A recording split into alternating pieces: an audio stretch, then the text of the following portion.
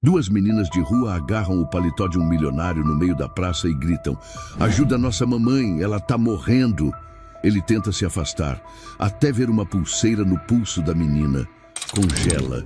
Era a mesma que ele tinha dado à mulher que mais amou e que desapareceu anos atrás. Aquele pequeno enfeite revela um segredo que muda tudo, e ninguém estava preparado. Antes de mergulharmos nessa história emocionante, comenta aqui embaixo de qual cidade você está assistindo. E já deixa um curtir no vídeo para continuar acompanhando. O som partiu como uma navalha no meio do burburinho da cidade. "Ei, moço, moço, ajuda a nossa mamãe." Roberto Antunes parou. A princípio, nem registrou que o grito era com ele.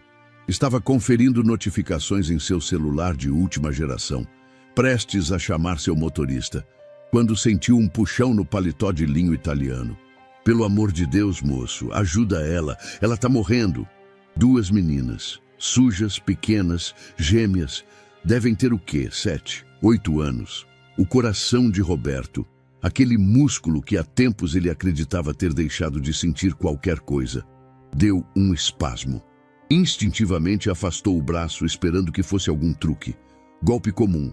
Crianças se aproximam, distraem, outro rouba o relógio, a carteira, o que puder. Mas algo ali não fazia sentido. Os olhos.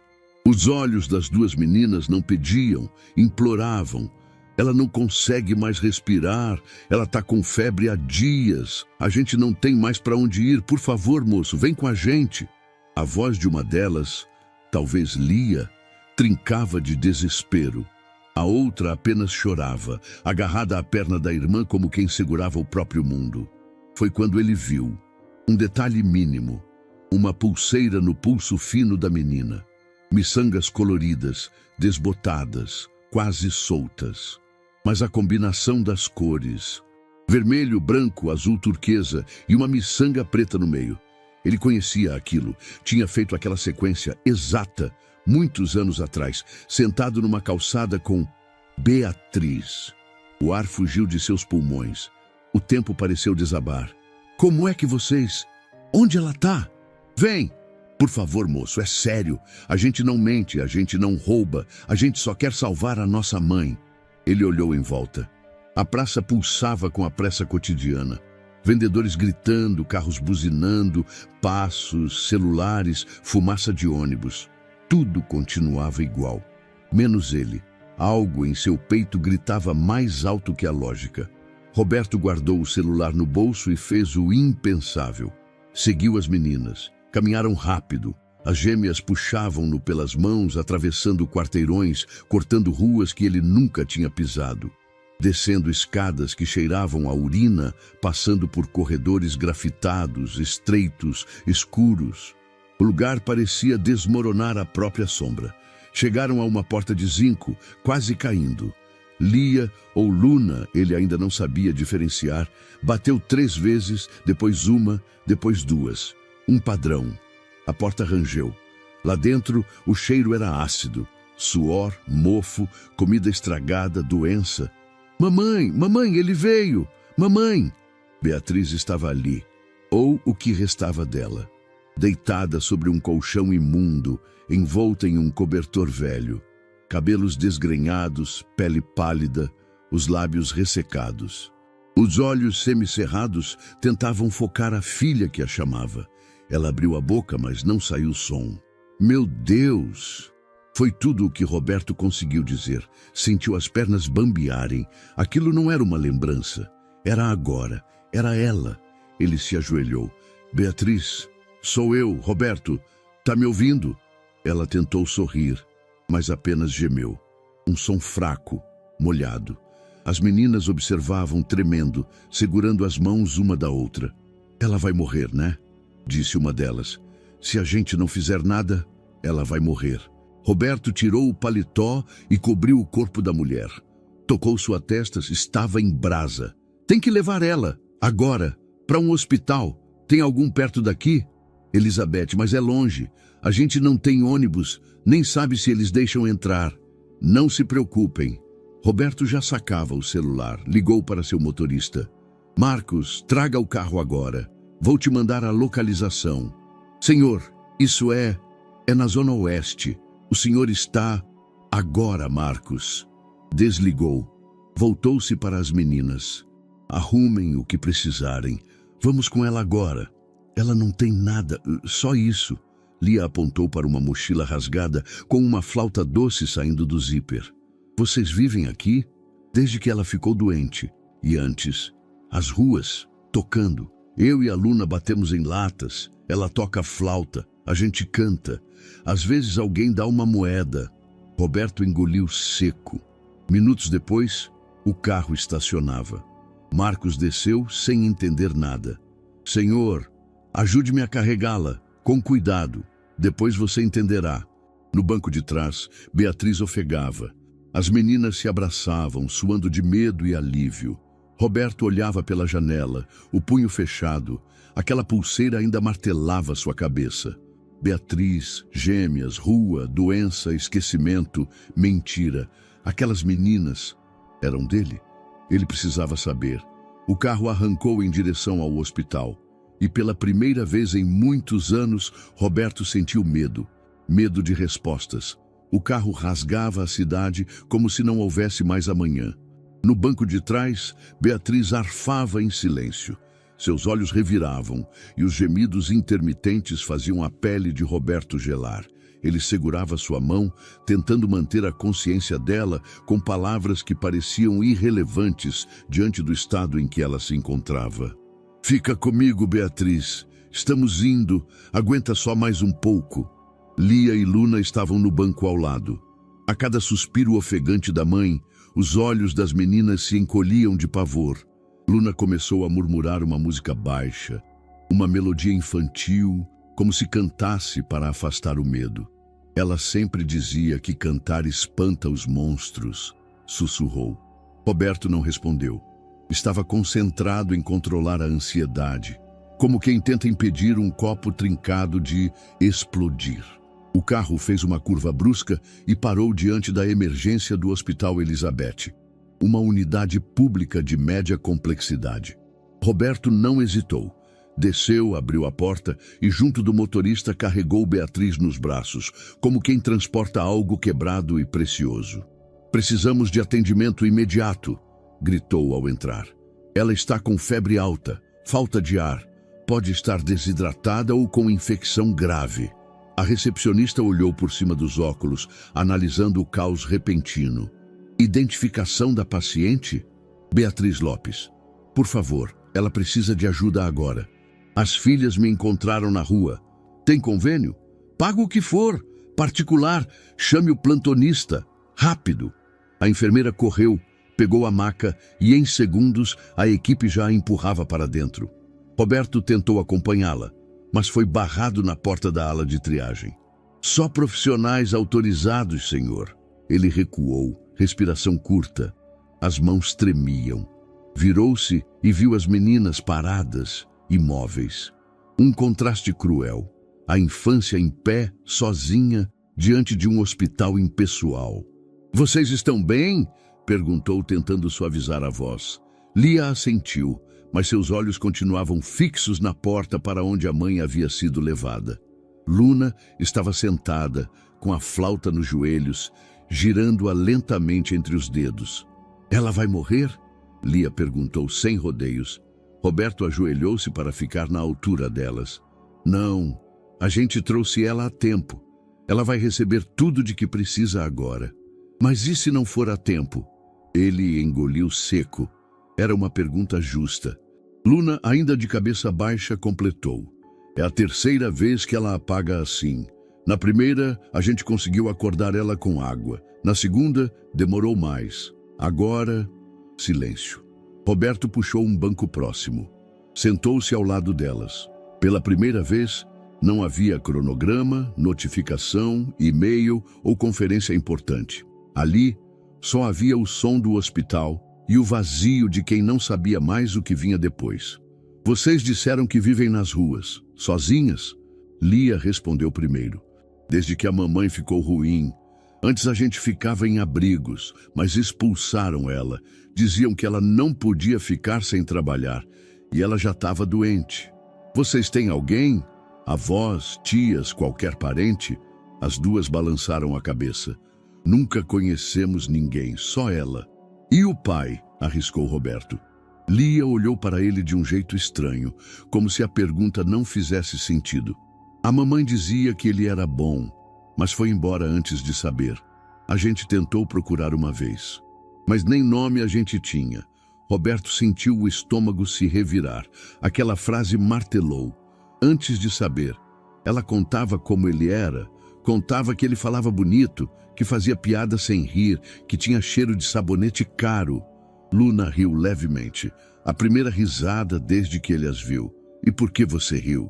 Porque eu nunca vi sabonete caro. As palavras eram simples, mas arrancaram de Roberto uma dor que ele não sabia explicar. Como se cada frase desmontasse tudo o que acreditava saber sobre si mesmo. Minutos depois, uma enfermeira chamou. Senhor, Antunes? Sim? Ela está em estado grave. A febre é resultado de uma infecção respiratória avançada. Está muito desidratada e com indícios de pneumonia. Precisamos interná-la imediatamente. Vai ficar na ala de observação. Ela vai sobreviver? Ainda não sabemos. Ela chegou com níveis de saturação muito baixos, mas estamos fazendo o possível. O importante é que o senhor trouxe a tempo. Quero pagar o que for preciso. UTI particular, exames, tudo. Preciso que ela tenha o melhor tratamento. A enfermeira arqueou as sobrancelhas, surpresa com o tom. Claro, vamos transferi-la para o atendimento particular. Mas você é da família. Roberto hesitou. Sou o responsável agora. Voltando às meninas, tentou manter o tom firme. Ela vai ser internada, mas está nas mãos dos melhores médicos. Agora precisamos descansar e nos alimentar. Vocês comeram hoje? As duas se entreolharam, como se confessar algo fosse um crime. Só pão, de ontem. Roberto se levantou. Venham, vamos ao refeitório. Depois vou cuidar de vocês. Lia segurou a mão da irmã. A gente não vai poder dormir aqui, né? Ele parou. Não, mas eu vou dar um jeito. O refeitório era simples. Roberto comprou suco, pão de queijo, fruta. As meninas comiam em silêncio. A diferença entre o que recebiam agora e o que estavam acostumadas parecia surreal até para ele. Você é rico, né? Perguntou Luna com a boca cheia. Sim. Por que você parou para ouvir a gente? Ele olhou para a pulseira no braço de Lia. Uma resposta veio à cabeça. Porque ela usava uma dessas. Mas ele apenas disse, porque algo me disse que eu precisava. Lia limpou as mãos na roupa puída. Todo mundo sempre passa por nós. Uns olham feio, outros ignoram. Mas você parou. Roberto não sabia o que dizer. Pela primeira vez na vida, não havia número, argumento ou frase pronta. Depois da comida, levou as meninas até uma sala de espera privada. Pediu mantas, travesseiros, água. Elas deitaram no sofá, lado a lado, com a flauta no colo. Antes de apagar, Luna perguntou, se ela não acordar, a gente vai para onde? Roberto ficou em pé, olhando pela janela da sala, com os olhos perdidos nas luzes do hospital. Ela vai acordar. Mas no fundo, pela primeira vez em anos, ele não tinha certeza de nada. A única certeza era que aquele grito na praça tinha feito tudo desabar. E que nada, absolutamente nada, seria como antes. A porta de zinco cedeu com um rangido grave, como se o próprio lugar estivesse cansado de permanecer de pé. Roberto entrou cautelosamente no cortiço onde havia encontrado Beatriz. O cheiro, uma mistura de umidade, mofo e abandono, ainda impregnava o ar, mesmo com a janela entreaberta. No chão, o colchão sujo permanecia no mesmo lugar, agora sem o corpo frágil que havia ocupado o centro daquele universo precário. Fechou a porta atrás de si e ligou a lanterna do celular. Não havia luz elétrica ali. Avançou devagar, evitando pisar em sacolas rasgadas, restos de comida e papéis molhados. Não sabia exatamente o que procurava. Só sabia que precisava ver, tocar, entender. Parte de si resistia à ideia de que aquelas crianças fossem suas filhas. Outra parte, mais visceral, silenciosa, já sabia. No canto da parede, encontrou uma caixa de papelão. Dentro, algumas roupas infantis emboloradas, uma boneca sem cabeça, um par de sandálias pequenas e um envelope amassado com o nome dele escrito à mão. Roberto. Seu coração deu um solavanco. Sentou-se sobre uma tábua caída e abriu com cuidado. Dentro havia uma carta, escrita com caneta azul, a caligrafia inconfundível de Beatriz. Curvada, inclinada, como se cada letra fosse uma queda. A data no topo era de 8 anos atrás. Se você estiver lendo isso, é porque não consegui te encontrar. Tentei, juro que tentei, mas me impediram, me silenciaram, me apagaram. Aconteceu rápido, não deu tempo de explicar. Quando percebi, já estava fora, sozinha, grávida e invisível. Elas são suas. Não culpe as meninas. Elas só têm a mim. Ou tinham. Se algum dia esse envelope chegar às suas mãos, proteja-as. Elas não têm ninguém além de você. O papel tremia em suas mãos. A letra borrada em alguns pontos revelava lágrimas antigas. Ele leu mais uma vez e mais uma. O ar parecia escasso naquele quarto. Com esforço, levantou-se e continuou a vasculhar. Atrás de uma cadeira quebrada, encontrou uma sacola plástica lacrada com fita. Dentro, papéis dobrados, certidões, exames médicos, boletins escolares. Tudo em nome de Lia e Luna Lopes. A parte de pai, nas certidões, estava em branco. Além disso, havia algo que o paralisou por um instante. Uma fotografia impressa, antiga, quase desbotada, onde ele e Beatriz apareciam sorrindo numa calçada, com pulseiras de miçangas entre os dedos. Beatriz grávida, muito grávida.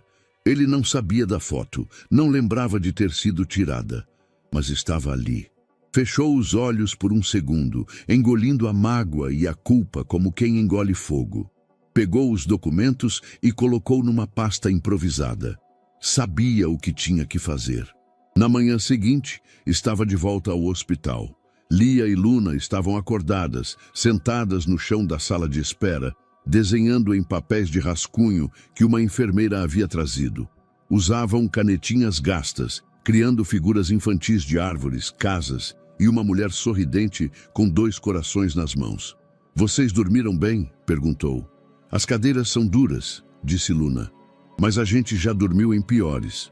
Roberto agachou-se, entregando um saquinho de pão de queijo e caixinhas de suco. "Comam isso. A gente vai fazer uma coisa importante hoje." Lia olhou desconfiada. "A mamãe tá pior?" "Não, mas eu preciso saber uma coisa. Preciso fazer um exame." "Na gente?" "Sim, é um exame de sangue. Rápido, não dói quase nada. Um exame para ver se vocês são minhas filhas." O silêncio que se seguiu foi espesso. Luna franziu o senho. "Você acha que a gente não é?" "Eu não sei, mas preciso ter certeza." Lia assentiu devagar. "Tá bom, mas se a gente for, o que vai acontecer? Vocês vão ter alguém, um nome, um lugar seguro, e eu vou poder cuidar de vocês." As meninas se entreolharam. Havia uma mistura de esperança e cautela nos olhos delas, como se já tivessem vivido situações onde promessas vinham antes dos abandonos. A coleta foi feita no próprio hospital, num laboratório parceiro. Roberto assinou todos os papéis, pagou adiantado e pediu urgência no resultado. "Pode sair em até 5 dias", disse a enfermeira. "É o máximo que conseguimos com essa demanda atual." 5 dias, pareciam 5 séculos. Nas tardes seguintes, ele passou mais tempo com as meninas.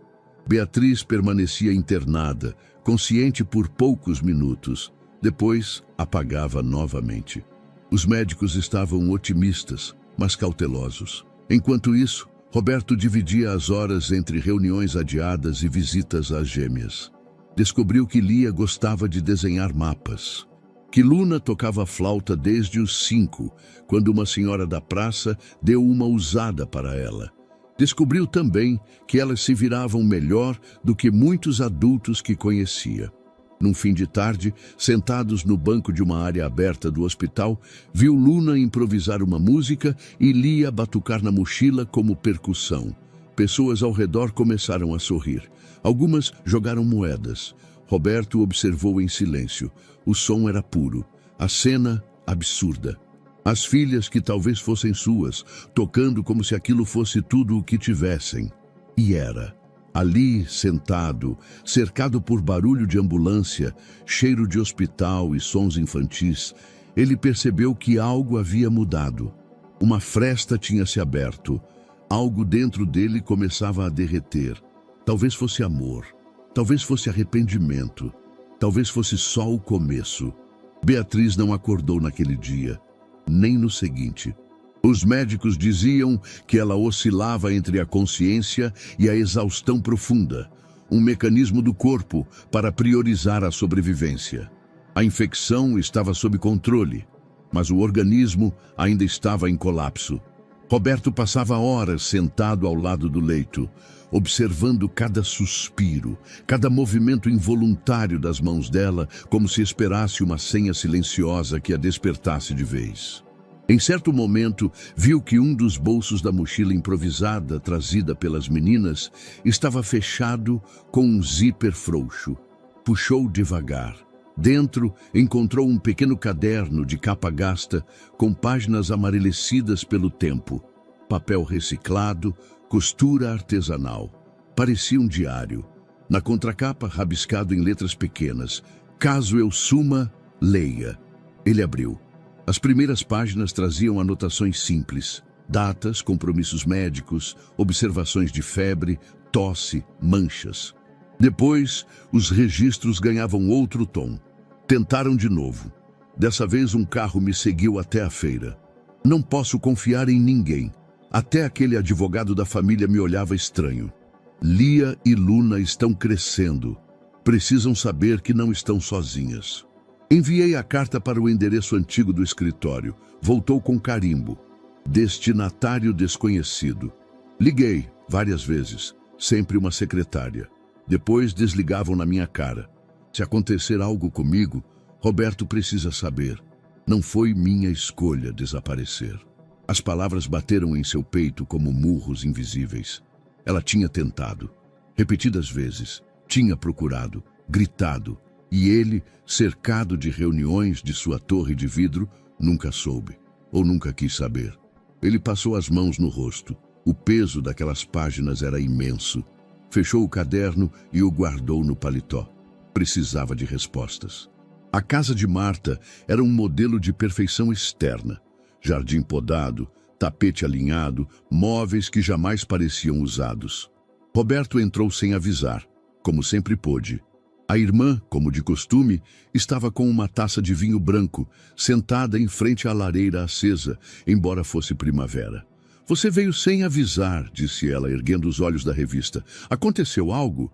Precisamos conversar." "Claro. Sente-se. Quer vinho?" "Não. Quero verdades." Ela franziu o senho, mas disfarçou com um sorriso social. "Você está com uma expressão intensa. Você se lembra da Beatriz?" O sorriso sumiu. "Aquela moça? A do passado?" "Ela apareceu. Ou melhor, as filhas dela apareceram." "Filhas?" "Gêmeas. 8 anos. Encontraram-me na praça. Disseram que a mãe estava morrendo. Segui elas até um cortiço. Era a Beatriz. Desnutrida, febril, prestes a colapsar." Marta ajeitou-se no sofá. "Meu Deus, que tragédia." "Você sabia?" Ela hesitou uma fração de segundo, minúscula. Mas Roberto viu. "Não, como poderia saber? Nunca mais tivemos contato com ela, certo? Depois que vocês, enfim, terminaram. Ela tentou contato comigo. Enviou cartas, ligou. Foram devolvidas, rejeitadas. Está tudo registrado num caderno dela." "O quê? Você está dizendo que..." "Estou dizendo que alguma coisa a impediu. Alguém a silenciou." "Roberto, sinceramente, isso está começando a soar como paranoia. Você acha que alguém sabotou suas correspondências? Isso é coisa de novela." Ele se levantou, caminhou até a estante de livros falsos, tocou um deles. Você sempre achou que ela não era para mim. Não era, e continua achando. Você teria feito algo para nos afastar? Marta encarou-o por segundos longos. Depois levantou-se lentamente. Olha, se ela mandou alguma coisa, talvez não tenha chegado. Não significa que houve conspiração. Às vezes o mundo apenas falha. Roberto se aproximou, olhos fixos. Você leu as cartas? A taça de vinho tremeu levemente na mão dela. Foi o suficiente. No carro, a caminho do hospital, o silêncio era um campo de batalha. Marcos dirigia sem dizer palavra. Roberto observava a cidade com um olhar distante, mas os pensamentos gritavam. Marta sabia, talvez não tudo, talvez nem tenha planejado, mas ela sabia que Beatriz tentou contato e não contou.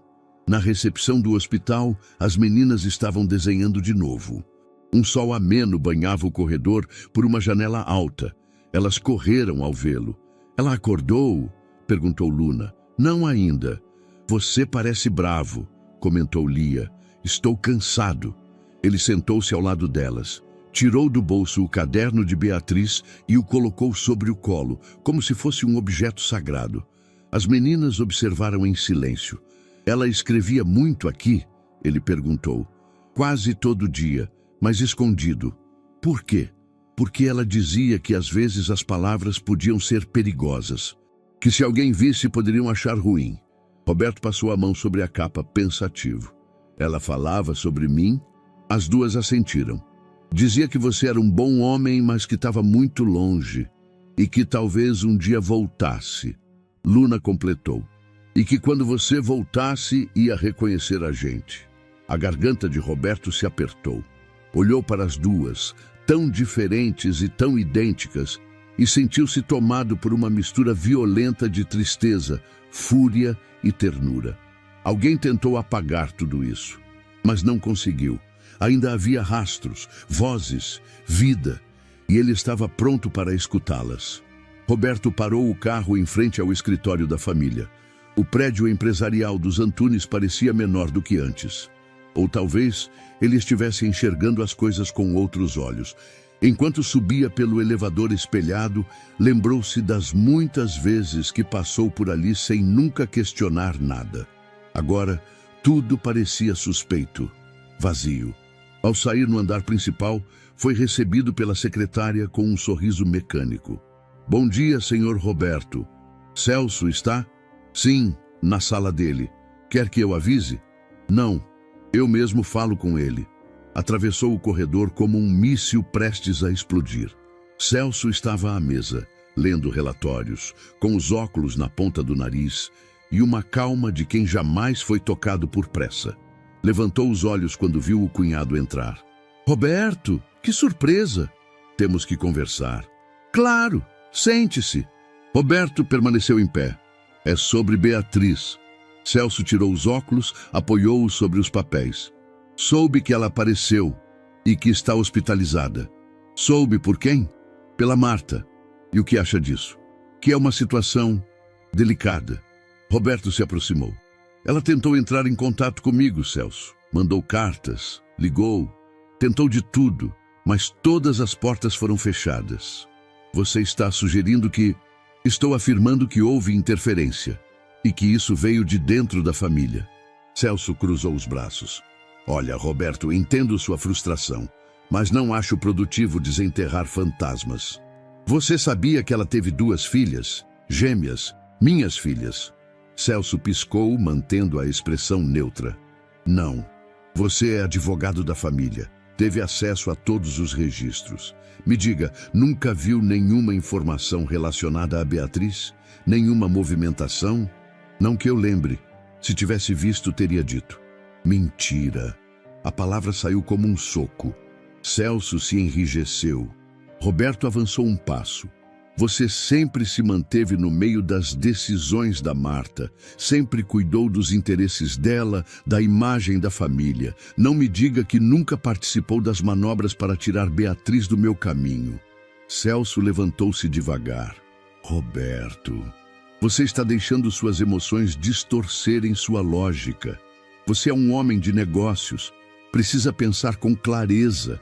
Esse passado não volta mais. Está lidando com feridas antigas. Essas feridas respiram, falam, tocam flauta na frente do hospital, onde a mãe ainda luta para sobreviver. O silêncio ficou denso. Você não quer saber o que mais me dói? Continuou Roberto. Saber que talvez eu tivesse escolhido diferente, que talvez eu tivesse sido um pai, um parceiro, um homem decente, mas fui mantido no escuro. E você, Celso, você segurou a lanterna. Celso deu um passo, tentando suavizar o tom. Talvez seja hora de seguir em frente.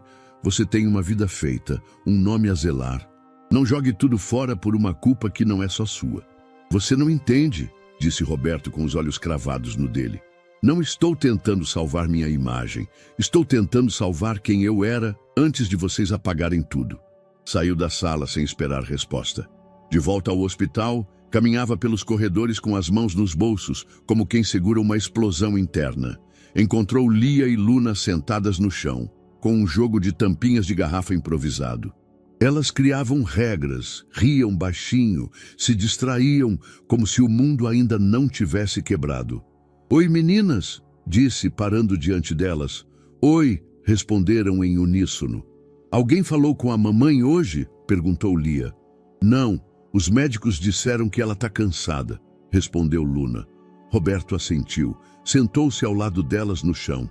Sabem, quando eu era pequeno, eu também inventava jogos com tampinhas.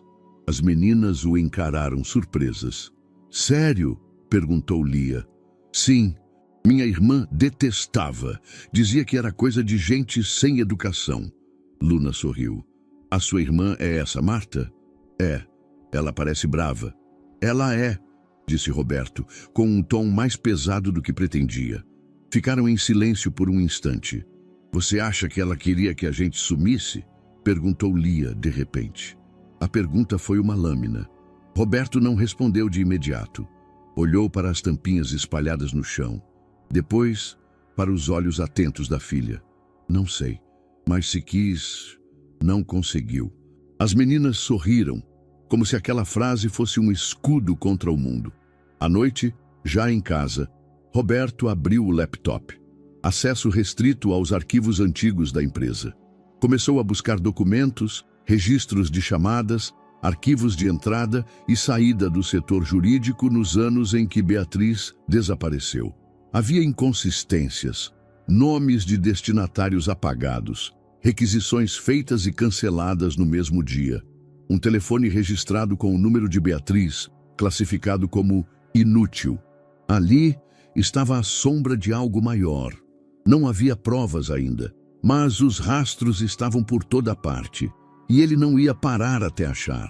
A noite caiu sobre o hospital como um véu pesado, abafando os sons e arrastando o tempo.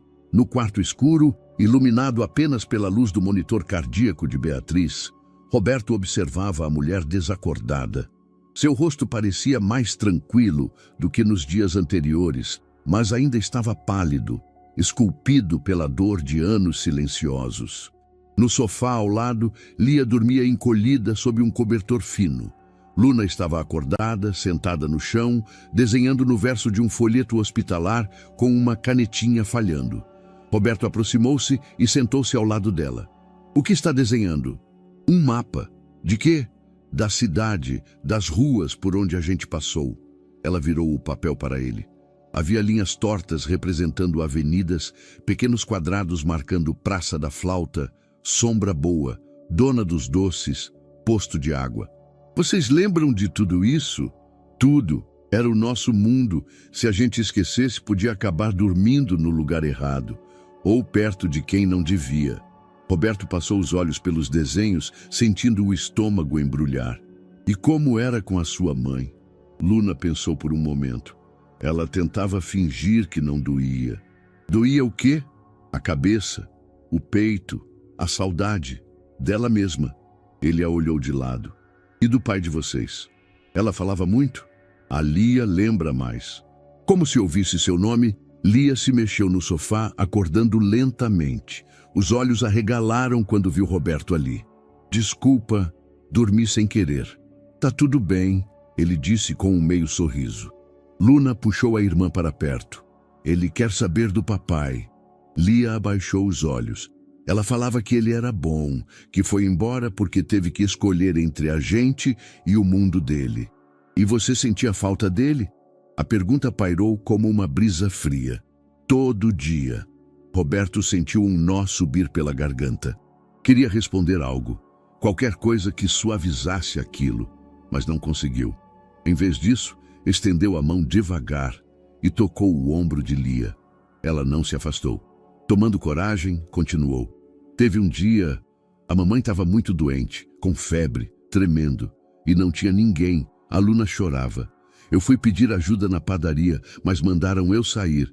Disse que ela era só mais uma doente. Aí eu voltei e fiquei abanando ela com papelão. A noite inteira. E rezei, mesmo sem saber rezar. Só pedi para ela não ir. Ela começou a chorar. Silenciosamente. Sem gritos, sem escândalo. Apenas lágrimas escorrendo como se escorressem há anos. Roberto se ajoelhou à frente dela. Desculpa. Lia olhou para ele confusa. Desculpa por não estar lá.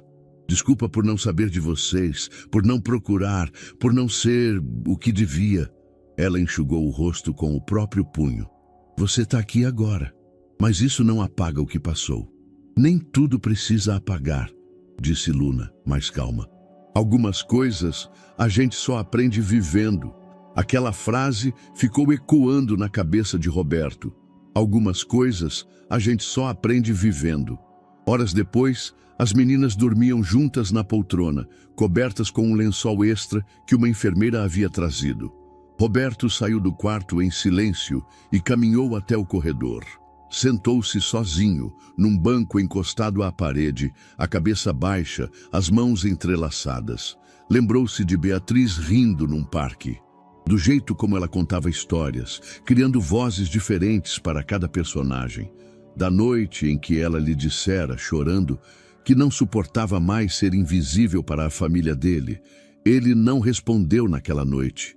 Ficou calado, deixou o silêncio ser mais alto que o amor. Agora estava pagando cada segundo daquela omissão.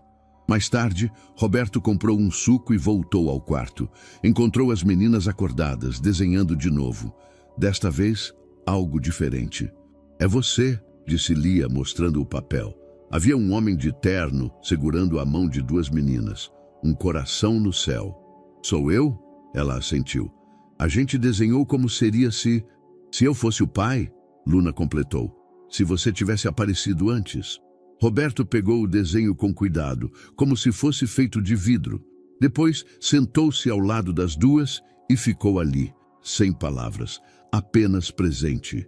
Pela primeira vez, de verdade. O celular de Roberto vibrou pela terceira vez. Ele olhou o visor com cansaço. Érica. Respirou fundo. Atendeu. Roberto, onde você está? A voz dela vinha rápida, cortante, quase sem pausa para respirar. No hospital. Eu sei, descobri agora. Um jornalista me ligou, perguntando se era verdade que você apareceu numa unidade pública com duas meninas, dizendo que eram suas filhas. O que está acontecendo? É complicado. Complicado? Você sumiu por dias. E quando eu finalmente descubro onde está, é com crianças. Érica, eu explico. Mas não por telefone. Você tem ideia do que isso está virando? Estão dizendo que você adotou crianças de rua, que abandonou sua noiva, que surtou. Não surtei. Eu apenas... Você... O quê, Roberto? Você simplesmente resolveu desaparecer e agora me diz que é apenas complicado? Roberto se levantou do banco do hospital. Foi até uma área externa mais reservada. Eu encontrei duas meninas na praça. Elas pediram ajuda para a mãe que estava morrendo. Levei a mulher para o hospital. Era a Beatriz. Houve um silêncio do outro lado. Beatriz? A Beatriz? Sim, e as meninas são filhas dela. Você quer me dizer que elas podem ser suas filhas? É o que estou tentando descobrir. O silêncio voltou. Desta vez, mais longo, mais denso. Você está me dizendo isso como se fosse normal. Eu não sabia da existência delas. Ela tentou me avisar. Foi silenciada. Eu estou apenas tentando consertar o que foi quebrado. consertar. Roberto, nós estamos noivos, em meio a preparativos, em meio a compromissos importantes com parceiros, com a imprensa, com nossa vida, e você simplesmente some e aparece com um drama de novela? Isso não é ficção, Érica. Essas meninas passaram fome, frio, cuidaram da mãe nas ruas, e talvez eu seja o pai. Isso muda tudo. Ela respirou fundo com força. Você vai destruir sua reputação com isso. Talvez minha reputação precise ser destruída para que eu possa reconstruir algo que preste. A ligação caiu num silêncio absoluto. Depois ela falou, mais fria. Você sabe que isso vai parar nas redes. Já tem gente comentando. Deixa comentar. Você está mesmo disposto a jogar tudo fora por isso? Se for para proteger aquelas meninas, sim. E desligou. No dia seguinte, ao entrar na recepção do hospital, foi surpreendido por 2 câmeras de celular apontadas discretamente em sua direção. Algumas pessoas cochichavam, outras o encaravam com curiosidade. Ele atravessou o saguão, fingindo não notar. Subiu até o andar da internação. Lia e Luna estavam na frente do hospital, sentadas no chão, tocando juntas, a flauta doce de Luna e uma batida suave de Lia, com 2 colheres de plástico em um banco de madeira. A música era suave, melancólica, improvisada, mas estranhamente harmoniosa. Uma enfermeira gravava de longe, sorrindo. Roberto se aproximou. Ei, meninas! Elas pararam. Desculpa, a gente não estava pedindo dinheiro. É só que a gente se sente melhor quando toca. Vocês podem tocar quanto quiserem, só tomem cuidado, tem muita gente olhando. Lia olhou para ele. Você tá com vergonha da gente? Não, eu só quero proteger vocês. Luna guardou a flauta. A gente sabe quando alguém finge que não conhece a gente. Não é sua cara. Ele suspirou, agachando-se diante delas. Prometo não esconder vocês, mas preciso ser mais esperto com o mundo lá fora. Nem todo mundo quer o bem. As 2 assentiram. Mais tarde, o telefone vibrou de novo. Era um número desconhecido. Senhor Antunes, aqui é Juliana Maia, do jornal Olhar Urbano. Estou cobrindo a movimentação no hospital. Um vídeo das meninas tocando aqui viralizou nas redes nas últimas horas. Viralizou? Sim. Uma enfermeira postou com a legenda. Essas pequenas heroínas cuidam da mãe no hospital e ainda emocionam com música improvisada. Alguém sabe quem são? O vídeo já tem mais de 200.000 visualizações. Roberto sentiu um calafrio. O que você quer? Gostaria de saber se o senhor tem algo a dizer. A imprensa está especulando bastante. Se quiser contar sua versão, agora não. Só para constar, muitos usuários já fizeram a ligação entre as meninas e você. Há fotos suas entrando com elas. Alguns sugerem que são suas filhas, outros dizem que é uma ação filantrópica. Mas o público quer entender. Não estou pronto para dar nenhuma versão. Isso é pessoal. Entendo. Mas já não é só pessoal, senhor. Está se tornando público. Ele desligou sem responder. Na sala onde Beatriz seguia internada, o monitor cardíaco seguia estável. Os médicos haviam dito que ela reagia bem, embora o corpo ainda estivesse fragilizado. As meninas entraram, pegaram em sua mão. Luna começou a assobiar a mesma melodia da rua. Roberto observava de longe. Do lado de fora, 2 adolescentes passavam e acenavam. Um deles sussurrou. Olha, são as meninas do vídeo. Roberto recostou-se contra a parede. A história estava escapando pelas bordas, e ele ainda não sabia como segurá-la. O aviso no topo da tela piscava como um sussurro urgente. Resultados disponíveis. Clínica. Roberto permaneceu imóvel, sentado num dos bancos da cafeteria do hospital, observando o celular como se ele carregasse uma sentença. Ao redor, o som de xícaras sendo colocadas sobre bandejas, vozes baixas e o zumbido suave da máquina de café preenchiam o ambiente. Mas para ele, tudo era mudo. Com os dedos trêmulos, abriu o aplicativo da clínica. Digitou o login, depois a senha. O sistema demorou a carregar, como se soubesse o peso que carregava. Então, as palavras surgiram. Resultado compatível com vínculo biológico. 99,98% de chance de paternidade. Indivíduos testados. Lia Lopes e Luna Lopes. Presumido pai, Roberto Antunes. Ele leu 1 vez, 2, 3. As meninas eram suas, filhas, gêmeas, de Beatriz. Suas. O ar lhe fugiu dos pulmões. Uma mistura de calor e vertigem percorreu seu corpo. Era como se tivesse sido atingido por algo invisível.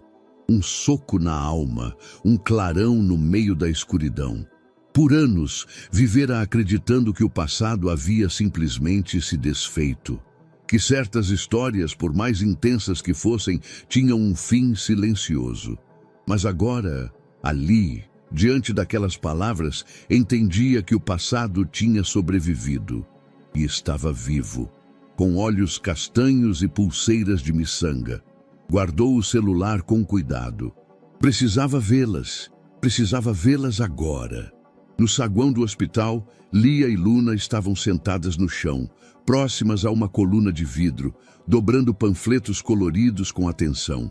Criavam animais estranhos, criaturas inventadas com olhos desenhados à caneta. Riam baixinho. "Meninas", chamou Roberto, a voz rouca, contida. As duas o olharam ao mesmo tempo. Luna correu para ele, puxando-o pela mão. "Olha o que fizemos. Esse aqui é o Papinho. Ele mora nas nuvens. E esse é o Léo Cacto. Ele espeta os médicos maus." Roberto sorriu de leve e se abaixou, sentando no chão com elas. "Eu tenho algo para contar." As mãos das duas pararam no ar. A brincadeira se congelou. O exame de sangue, o resultado chegou. O silêncio caiu como uma nuvem densa. Lia deixou o papel escorregar dos dedos. Luna mordeu o lábio, tensa. "E?" perguntou Lia, a voz baixa, quase como um segredo. "Vocês são minhas filhas." Luna arregalou os olhos. Uma alegria súbita invadiu seu rosto, como um sol surgindo por trás de uma tempestade. "É sério? De verdade?" "De verdade." Ela o abraçou com força, enterrando o rosto em seu ombro. Roberto sentiu o corpo pequeno dela estremecer num choro abafado. Depois, foi Lia quem o encarou com olhos úmidos e firmes. "Então, é você mesmo?" "Sim. Por que não veio antes?" A pergunta perfurou sua alma. Ele não tinha resposta, ou pelo menos não tinha uma que a acalmasse. "Porque eu não sabia. Mas agora sei, e estou aqui." Ela hesitou por um momento, como se pesasse cada sílaba. Então, se inclinou devagar e abraçou-o também, sem dizer nada. Ali, no chão de um hospital público, entre panfletos amassados e dobraduras tortas, o que estava quebrado começava, enfim, a se colar. Mais tarde, os três estavam na cantina do hospital. Roberto pediu 2 copos de suco e fatias generosas de bolo. As meninas estavam famintas, mas agora havia algo diferente nos olhos delas, algo mais leve. Um traço de esperança. "Quando eu era pequeno", disse Roberto mexendo no café, "meu pai estava sempre longe, trabalhava demais. E quando aparecia, era para dizer o que eu tinha feito de errado." Luna olhou para ele enquanto mastigava. "Então ele era tipo os tios que gritam sem saber nada?" "Exatamente isso. E você também grita?" "Não, ou não mais." Lia o observava em silêncio. Então perguntou: "E se você tiver que ir embora?" "Não vou. O mais se for. Se um dia eu precisar me afastar, vou avisar, explicar, voltar. Nunca mais vou desaparecer." Ela assentiu devagar. Luna limpou a boca com as costas da mão. "A mamãe dizia que quando você soubesse, ia querer ficar." Roberto não respondeu de imediato. Aquilo o atingiu em cheio. Ela tinha razão. Quando subiram juntos ao quarto de Beatriz, a luz do fim de tarde pintava a parede de tons dourados. O ambiente estava silencioso. A respiração de Beatriz era constante. Os sinais vitais, estáveis. Luna correu até a cama, segurou a mão da mãe. Lia se sentou ao lado oposto. As duas começaram a conversar com ela, mesmo sem resposta. "Mamãe, hoje ele soube. Ele sabe que a gente é filha dele e ele está feliz. E a gente também. Roberto permaneceu de pé perto da porta, ouvindo tudo. Havia um nó preso na garganta, mas ele deixou ficar. Sentia que finalmente estava onde devia estar. Beatriz se moveu. Foi leve, quase imperceptível, mas seus dedos mexeram. As meninas pararam de falar. Luna puxou o lençol com força, ansiosa. Mamãe? Os olhos de Beatriz tremularam. Lentamente, abriram-se, confusos, vazios no início. Mas aos poucos, focaram, e então o viram. Roberto se aproximou devagar. Ela o acompanhou com os olhos. Um susto, um reconhecimento, um brilho. Você, murmurou, com os lábios rachados. Você voltou? As lágrimas de Roberto caíram antes mesmo da resposta. Sim, disse ele com a voz falhando. Voltei, e não vou mais te deixar. Ela tentou sorrir, mas o cansaço foi maior. Os olhos se fecharam outra vez. O monitor ao lado bipou suavemente, indicando uma leve queda de ritmo, mas logo voltou ao normal. As meninas encostaram a cabeça na cama, aliviadas. Roberto continuou segurando a mão dela.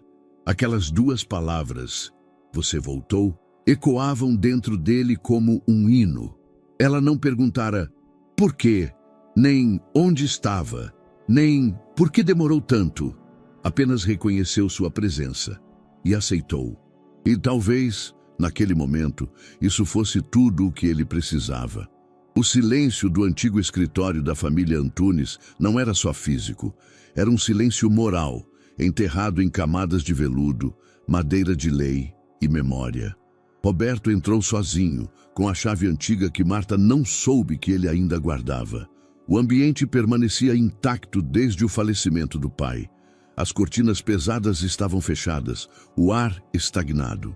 Livros perfeitamente alinhados em estantes altas, poltronas de couro ainda cheirando a formalidade. O tempo não ousava mexer ali dentro. Fechou a porta atrás de si. Olhou ao redor.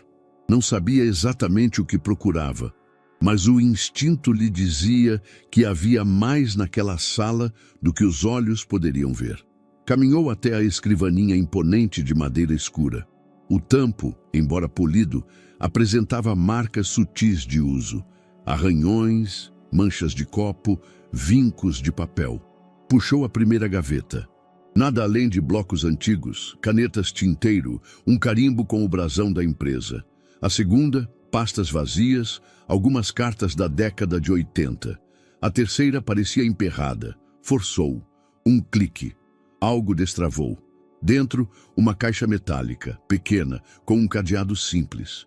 Ele quebrou a trava com um empurrão seco, usando a base do grampeador da mesa. A tampa se abriu. E ali estava. Uma pilha de envelopes, todos endereçados a ele. Os nomes estavam manuscritos. Roberto A. R. Antunes, filho.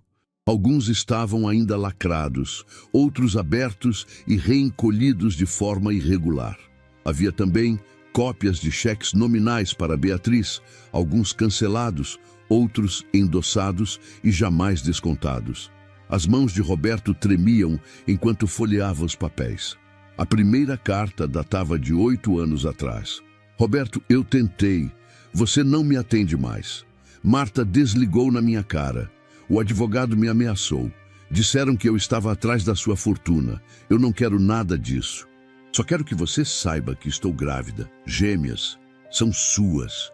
Eu daria qualquer coisa para você ler isso. A segunda vinha 2 meses depois. Tentei de novo. Liguei para a recepção. Fui impedida de entrar no prédio. Um segurança me disse que ordens superiores me proibiam. Fui à sua casa. Marta apareceu no portão. Disse que eu não deveria causar escândalo. Eu voltei para casa com uma caixa de roupinhas de bebê e lágrimas no rosto. Havia ao todo 9 cartas. Nenhuma havia sido entregue. Algumas traziam marcas de vinco tão fortes que pareciam ter sido amassadas com raiva. Roberto recostou-se na cadeira de couro. O couro rangeu, e o som ecoou como um grito abafado naquele ambiente selado.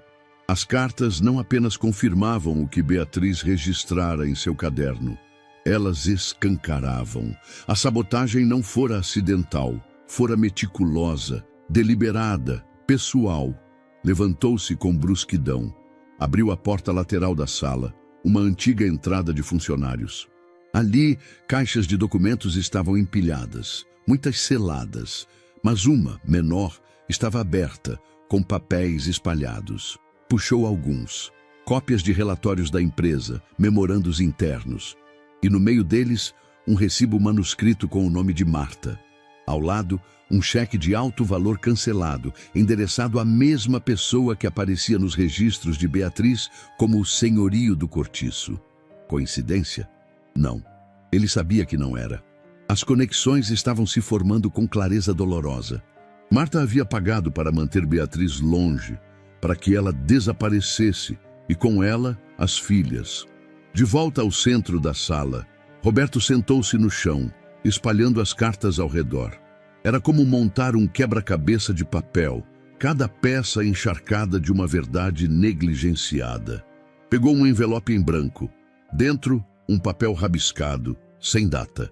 Nele, uma caligrafia mais apressada. Se um dia você descobrir tudo isso, espero que não me odeie.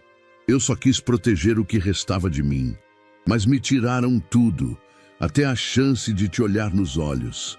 Ele sentiu o gosto salgado das lágrimas antes mesmo de perceber que estava chorando. Quantas vezes estivera a poucos metros dessas cartas? Quantas vezes sentou-se naquela cadeira, tomou decisões, assinou contratos, enquanto Beatriz implorava silenciosamente do lado de fora do mundo. Levantou-se com dificuldade, como se o corpo agora pesasse o dobro. Antes de sair, passou os olhos pela estante de livros. Havia um volume sobre direito civil que ele sabia nunca ter sido lido por seu pai. Puxou-o, caiu. Uma pasta preta, escondida entre a lombada falsa e a parede. Dentro, registros de chamadas do escritório, horários, números e cancelamentos. Vários deles correspondiam aos dias que Beatriz relatara em seu caderno. Chamadas interceptadas, bloqueadas. Ali estava. A sabotagem não era só afetiva, era institucional. Roberto fechou a pasta, colocou os papéis na mochila e apagou a luz. Ao sair, trancou a porta atrás de si. Não como quem protege algo, mas como quem encerra uma era. Do lado de fora, a cidade ainda pulsava. Carros, buzinas, pressa. Mas para ele, algo havia mudado. As ruínas da verdade haviam sido desenterradas, e agora ele sabia exatamente quem havia soterrado tudo. A luz da manhã atravessava as persianas do quarto com delicadeza. No monitor ao lado da cama, os números pulsavam em ritmo estável. Um bip contínuo preenchia o silêncio entre os gestos dos enfermeiros. Beatriz ainda dormia. O rosto estava mais cheio, as olheiras um pouco menos profundas. A palidez ainda presente, mas havia um tom novo de vida sob a pele. Roberto, sentado ao lado da cama, não pregara os olhos naquela noite. Lia e Luna haviam sido levadas por uma assistente para tomarem banho, comerem e descansarem por algumas horas em um alojamento improvisado. Ele insistiu que ficaria. Precisava estar ali. Sentia que o momento estava próximo. E estava. Pouco depois das 8, Beatriz começou a se mexer. Primeiro os dedos, depois os olhos. Roberto levantou-se num salto. Beatriz, consegue me ouvir? Ela franziu o senho, apertou as pálpebras, como quem tenta afastar uma névoa interna. Aos poucos, os olhos se abriram. O olhar ainda vacilava, mas reconheceu. Você, murmurou. Sim, sou eu, Roberto. Ela respirou fundo, os olhos cheios. Tentou se mexer, mas um incômodo no braço a fez recuar. Calma. Você está no hospital. Já passou o pior. Beatriz observou o ambiente. Os fios, o soro, o lençol, seu corpo, tudo. Depois voltou os olhos para ele. Quanto tempo? Uns dias. Você estava muito fraca, desidratada, pulmão comprometido. Mas está melhor agora. Ela fechou os olhos por um instante. Quando os abriu novamente, não chorava. Mas havia dor em cada traço de seu rosto. As meninas estão bem? Estão. Estão sendo cuidadas. Estão seguras. Um alívio breve passou por seu semblante. Depois veio a hesitação. Você, como me achou? Não fui eu quem achou. Foram elas. Me abordaram na praça, pedindo ajuda. Disseram que a mãe estava morrendo. Beatriz levou a mão ao rosto, tapando parte dos olhos. O gesto era automático, envergonhado. Eu tentei, juro que tentei. Eu sei.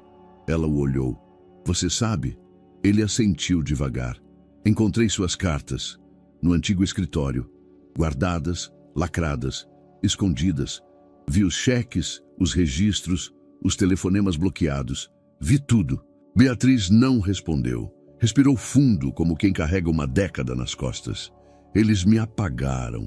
Eu sei. Fui tratada como um estorvo, um risco. Sua irmã, seu cunhado, eles diziam que era pelo seu bem, que você não queria saber, que estava prestes a assumir um novo papel, herdar negócios. Roberto fechou os olhos. O peso da culpa queimava. Eu fui covarde, sabia que você precisava de mim, sabia que aquele silêncio não era natural, mas escolhi ignorar. Escolhi o caminho fácil. Beatriz soltou um riso seco, sem alegria. Você escolheu a sua vida e me deixou sozinha para morrer com a minha. Não diga isso. É verdade, Roberto. Enquanto você assinava contratos em salas com ar-condicionado, eu dormia em sacos plásticos. Lia me abanava com jornal velho para abaixar a febre. Luna me dava água da torneira de praça. Ele caiu de joelhos ao lado da cama. Me perdoa. Por tudo. Por não ter procurado. Por não ter duvidado. Por não ter te protegido. Eu fui cego, omisso, arrogante, mas estou aqui agora e não vou embora. Beatriz desviou os olhos. Havia lágrimas, mas também um bloqueio, algo entre raiva e exaustão. E agora? Vai me salvar? Vai comprar um final feliz? Não, não vou comprar nada. Só quero estar presente, ouvir, ajudar, fazer parte da vida das meninas, se você permitir. Ela o olhou de novo. Elas sabem. O exame de DNA confirmou. Eu contei. Beatriz assentiu lentamente. E como reagiram? Como ninguém jamais reagiu a mim, com verdade e com uma coragem que eu não tenho. Ela sorriu pela primeira vez. Um sorriso frágil, mas sincero. São tudo que eu tenho. São tudo que eu tenho agora também. Um silêncio denso se formou, mas dessa vez não era destrutivo. Era um silêncio de presença, de luto e de possibilidade. Beatriz afagou os lençóis com os dedos finos. Eu não sei se consigo perdoar ainda. Você não precisa perdoar. Só me deixa tentar. Merecer isso. Ela fechou os olhos, exausta, mas não antes de murmurar. Elas merecem que a gente acerte dessa vez. E aquilo foi mais do que suficiente. A sala estava impecável. A luz atravessava as janelas do apartamento de cobertura como se cortasse mármore. O tapete persa, o sofá italiano, o bar minimalista. Tudo no lugar. Frio. Perfeito. Érica apareceu do corredor vestida com um robe de seda perolado. Os olhos maquiados com precisão cirúrgica, o cabelo preso em um coque rígido. Você marcou hora para conversar. Achei que fosse um bom sinal. Roberto estava de pé, de frente para a janela. Tinha um envelope nas mãos. Ela cruzou os braços. Você sumiu por dias. A imprensa quer respostas. Sua mãe parou de me atender. O comitê de imagem da empresa está em pânico. E eu estou aqui, prestes a ser chamada de ex-noiva, no próximo editorial. Roberto virou-se, os olhos cansados, a barba por fazer. Por que você é? Ela piscou. Engoliu seco. Você está me deixando? Sim. Por quê? Ele andou até o centro da sala. Colocou o envelope sobre a mesa de centro. Porque eu não posso viver essa vida sabendo o que deixei para trás. E o que exatamente você está deixando para trás, Roberto? Uma mulher que sempre esteve ao seu lado? Um império familiar construído sobre gerações? Uma reputação sólida? Por quem? Por 2 crianças e uma mulher que, com o perdão da palavra, pertencem a um passado mal resolvido. Não é passado, são minhas filhas. Ela riu, amarga. Você vai jogar fora tudo por isso? Tudo isso já não era meu, era um teatro. Eu só fui bom em fingir. Ela o olhou fixamente por alguns segundos. Você não sabe o que está fazendo. Pela primeira vez acho que sei. Saiu sem olhar para trás. 2 dias depois, numa reunião tensa com os diretores da Antunes Ancia, Roberto entregou uma carta de renúncia. Formal, irrevogável. É uma escolha pessoal, disse, diante das faces surpresas, mas que afeta diretamente meus princípios. E não posso continuar representando uma empresa que ajudou a silenciar parte da minha história. Um murmúrio correu pela sala. Celso, presente à mesa, cruzou os braços. Você está cometendo um erro. As consequências disso podem ser maiores do que imagina. Roberto olhou diretamente para ele.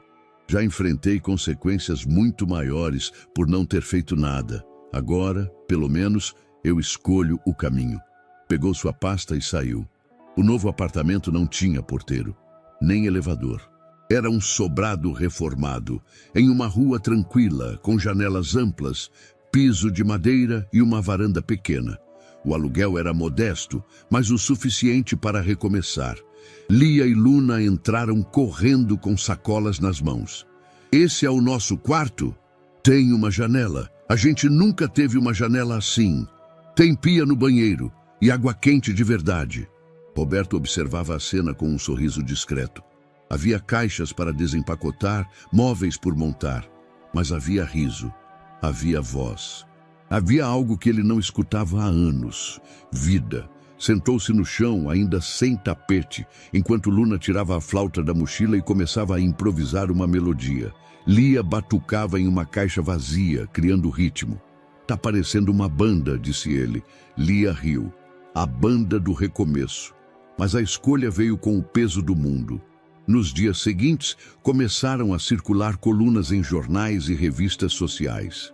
Roberto Antunes abandona noiva e empresa por família oculta. Multimilionário troca luxos por cortiços. Caso de amor ou crise emocional. As gêmeas da praça, filhas esquecidas ou jogada midiática. Na portaria do novo prédio, uma jornalista o abordou com um microfone em punho. Senhor Antunes, por que abandonou uma das maiores corporações do país? Ele continuou andando. É verdade que sua família está processando sua saída? Nada. E a mãe das meninas? Está mesmo doente ou isso é uma manobra emocional? Ele parou, virou-se. Ela quase morreu porque foi ignorada por anos. As meninas cresceram nas ruas e eu fui parte do silêncio. Agora estou tentando consertar isso. E não preciso da permissão de ninguém para amar minhas filhas. Entrou. A porta fechou-se atrás dele. Naquela noite, no novo apartamento, as meninas dormiam cedo. Roberto sentou-se sozinho na varanda com uma xícara de chá morno nas mãos. A cidade pulsava ao fundo, mas pela primeira vez, ele se sentia no lugar certo. Não havia mármore, não havia falsa paz, mas havia verdade. E isso agora era tudo que ele queria carregar. O cheiro de café queimado invadia o pequeno apartamento como um alarme de emergência. Roberto desligou a cafeteira com um tapa leve, tossindo em meio à fumaça. O líquido espesso e amargo havia transbordado da garrafa e escorrido pelas laterais da bancada. Pôs a mão na cintura, observando o estrago como quem enfrenta uma equação impossível. Você colocou o pó direto no copo de vidro? Perguntou Luna, surgindo com os cabelos bagunçados e expressão de riso contido. Eu achei que... Bom, não era assim? Ela olhou para a irmã, que vinha logo atrás, esfregando os olhos. Tá tentando matar a gente logo cedo, pai? Lia perguntou com a voz rouca de sono. Roberto ergueu as mãos. Foi tentativa de carinho. Falha, mas sincera. As duas riram, e Luna puxou uma cadeira. Quer que a gente te ensine? Por favor. E foi assim, com risadas e grãos de café espalhados pelo chão, que a nova rotina começou a se estabelecer. A adaptação foi caótica e bela. Roberto, acostumado a ter uma empregada para cada cômodo, agora precisava lidar com um armário desorganizado, um fogão temperamental e um cesto de roupas sujas que parecia se multiplicar. Na primeira tentativa de lavar roupa, usou sabão demais. O banheiro ficou parecendo uma festa de espuma. "Pai, isso aqui tá parecendo balada de novela", gritou Lia, rindo enquanto escorregava no chão. Luna filmou com o celular emprestado de Roberto, prometendo guardar para mostrar no casamento dela no futuro. Ele aprendeu, ou pelo menos tentou aprender, a dobrar camisetas do jeito certo, a separar roupas coloridas de brancas e que micro-ondas não serve para esquentar qualquer coisa envolta em papel alumínio. Na cozinha, as meninas ensinaram receitas de sobrevivência. "Esse aqui é miojo turbinado", disse Luna, enquanto acrescentava pedaços de tomate e cenoura. "E esse, arroz do dia seguinte remixado." Roberto assistia como quem via alquimistas em ação. À noite, dividiam as tarefas. Lia lavava a louça, Luna secava e Roberto secava o suor tentando acompanhar. Mas nem tudo era leve. Havia momentos em que Roberto se perdia nos detalhes, esquecia de comprar pão, errava o horário da escola, trocava os materiais das meninas. Certa vez confundiu as mochilas e mandou Luna com os cadernos de Lia. No intervalo, ela chorou de raiva por não poder apresentar o dever. "Desculpa, filha, eu realmente achei que era sua. Você tem 2 nomes só para decorar, 2, e ainda erra." Ele se ajoelhou à frente dela. "Eu tô tentando e errando, mas prometo que erro cada vez menos." Luna bufou, depois encostou a testa na dele. "Você tá melhor que muitos que nunca nem tentaram." Nos fins de semana criaram tradições novas. Sábado era o dia do improviso, sem celular, sem cronograma.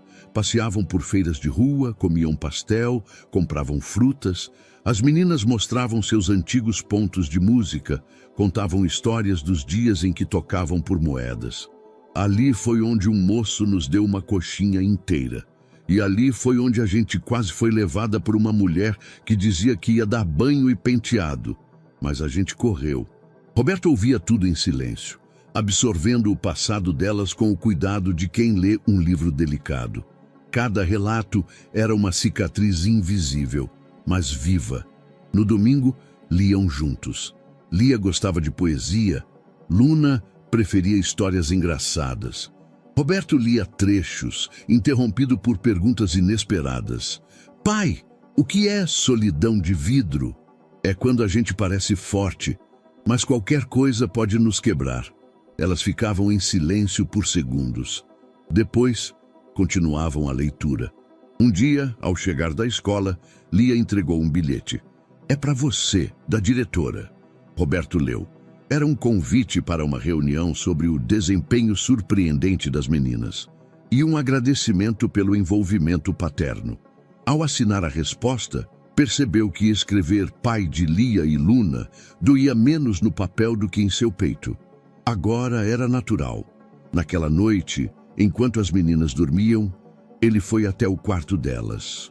Observou-as enroladas nos cobertores, respirando profundamente, cercadas de desenhos colados na parede e instrumentos improvisados empilhados no canto. Sorriu e sussurrou: "Obrigado por me darem uma segunda chance." A manhã estava abafada quando Roberto chegou à escola municipal, onde Beatriz tentara matricular Lia e Luna anos atrás. O prédio era antigo, com corredores largos, azulejos descascados e cartazes coloridos pendurados nas paredes, anunciando projetos de leitura e pinturas feitas pelos alunos. Ele entrou pela portaria, mostrando a identificação do hospital em que Beatriz estivera. A diretora, uma mulher de meia idade com cabelo preso num coque, recebeu-o com expressões de curiosidade e polidez. "Senhor Antunes?" perguntou, olhando-o por cima dos óculos. "Sim, recebi um bilhete da senhora. Gostaria de conversar sobre a situação da matrícula das minhas filhas." Ela assentiu discretamente e o conduziu até uma sala pequena, com uma mesa retangular e 2 cadeiras. De um lado, a parede exibia fotos de turmas antigas. Do outro, calendários escolares e avisos em folha sulfite. Antes de mais nada, disse a diretora, quero dizer que recebemos a senhora Beatriz Lopes por alguns dias, há cerca de 8 anos, mas o processo foi interrompido. Sim, confirmou Roberto. Gostaria de saber por quê. Ela respirou fundo antes de começar. Ela apresentou toda a documentação necessária, mas nos dias seguintes surgiram problemas com a comprovação de residência. O endereço fornecido não era válido segundo nossas normas. Enfim, alguns funcionários ligados à Secretaria Municipal informaram que haveria implicações legais se prosseguíssemos. Fomos orientados a arquivar o processo. Roberto manteve o silêncio enquanto ela continuava. Mais tarde, recebemos um telefonema de um certo advogado que se apresentou como representante de sua família. O registro dizia que a matrícula das duas geraria conflito de interesses com as diretrizes da empresa. Diretrizes da empresa? Ele repetiu surpreso. Tínhamos ordens via central. Parece que queriam evitar exposição. Não entendi direito, mas fomos instruídos a negar. O olhar dele endureceu. E não nos deram opção, completou ela com pesar. Seguimos as instruções e arquivamos o pedido definitivamente. Roberto sentiu um nó na garganta. Na escola, Beatriz tentara garantir segurança básica para filhas e fora barrada por gente poderosa. Pegou um caderno e caneta da bolsa. Tem registro desses documentos? E-mails, memorandos, nome de quem fez o telefonema? Ela franziu o senho. Sim, posso solicitar com a secretaria, mas... Ele se adiantou. Quero, é importante. Saindo da escola, carregava as pedras exatas da omissão. Cada um era um item. Medo, proteção, controle. Dentro do carro, percebeu a figura já familiar no banco da frente. Senhor Antunes. Era Celso, o coordenador jurídico da família. Seus olhos estavam frios, calculistas. Não esperava encontrá-lo. Celso ergueu a mão, amistoso demais. Soube da sua visita. Achei melhor vir até aqui pessoalmente. Eu já falei com a diretora. Então sabe que houve um mal-entendido burocrático. Isso acontece em instituições públicas. Ela me disse que houve pressão direta. Advogados, colegas e foi barrado. Olha, Roberto, essa história é sensível. Você acabou de sair da empresa. Está emocional, sim? Diria até ferido. Mas mexer nesse vespeiro não ajuda ninguém. Muito menos as meninas. Roberto virou no assento encarando Celso. Você está me aconselhando a ficar calado sobre impedirem minha filha de entrar na escola? Não! Só estou dizendo que envolve outras esferas. Prefeitura, imprensa, pessoas com interesses. Sabia que esse tipo de denúncia já bombou? Eu não vim aqui por imprensa. Celso sorriu, mas não de forma genuína. Claro, mas já está acontecendo. Já há rumores nas redes, jornais. Essa escola parece inocente, mas é só o começo.